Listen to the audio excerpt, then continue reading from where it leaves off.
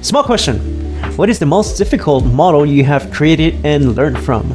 That is actually a good question to learn. I got much better with Blender, and I can say I've done this sort of weird, texture character. I think the character building is the hardest one to make. I think for me, what's really, really difficult to make on Blender and any 3D model or any art model, what it is, it's just understanding some sort of the complexity of it. Rigging can be difficult, I think. I think for me, so far, what's been really difficult was this one. Where is it? It was the eye monster, if I can find it. The Beholder. Let me see if I can find it. Where's Beholder? This guy. Let me see if it opens. This guy was the hardest one to build, I think, out of all of them. It took me a good 3 hours to build the Beholder. Just because of all the bone textures that go with it, right? And then the way I made it, even the eyes are kind of like, yeah, it's okay. I even make the mouth move too, though. This was not hard, easy to make. This was a pain. And I think all of you guys saw me, trying to make this thing move around, kind of like set up nicely and rigged, right? This was actually hard to make. When it comes to Blender, any 3D art, I think the important thing to do is kind of have that creativity where you understand how the tool works. Nice, 3 hours isn't bad. I think 3 hours is a little bit bad. Well, it's not bad for a beginner. I think maybe an advanced person would probably say, oh, I can do this in 30 minutes or an hour. Me, I'm not that good, but I'm learning. Like I said, I'm trying to learn more from doing 3D projects. And I think anybody that's like, brand new to doing art or 3D modeling and rigging, I think my suggestion for you is if you think you don't have enough hours, just try it. Just try a little bit, small things here and there. You will learn along the way how to do things. It is difficult though at first, but I would say if you give it a little bit of time and patience, you can accomplish something like this, like the Beholder. Right, or if you can do something even cooler, you can do other objects that I've done. I've done smaller things like trees, dumpsters, that sort of thing. I've done some easy stuff like numbers. Yeah, you gotta start somewhere. You gotta start somewhere, improve on it. You can make other characters. Like you can also make kind of like how I made the Murloc.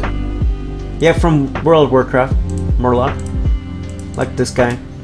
This character took me almost 2 hours to make the Murloc. But the way I set it up was easy. So I kind of had an experience. I knew I had to do arrays.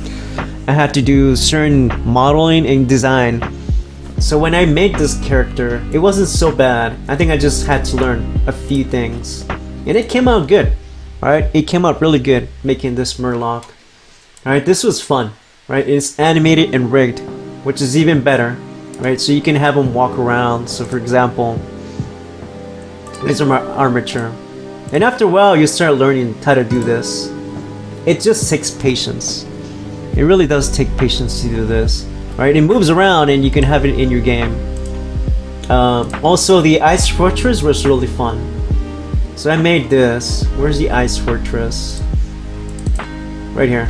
So you can do something like a fortress, a house, that sort of thing. And along the way, you can use it for your project. Say you want this gate to open, you can do that too. You can set it up in a way that you can have it like move up and down, right? Where you can select these sort of cubes and you can have it kind of like move up and down. Like this, like that, right? Like that. And then kind of come down into Unity. You get the idea. You kind of can do something like this, right? And then you can make like a cool, fortress sort of game, right? You can kind of have like your character here, or you can use it like a far range.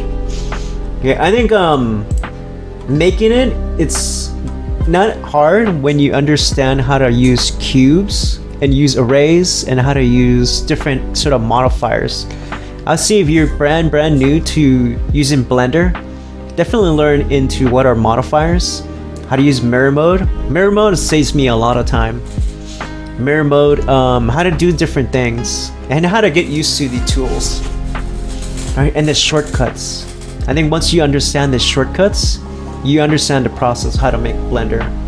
And you can make something cool like this, like a castle, like this sort of fortress. A nice fortress. Alright?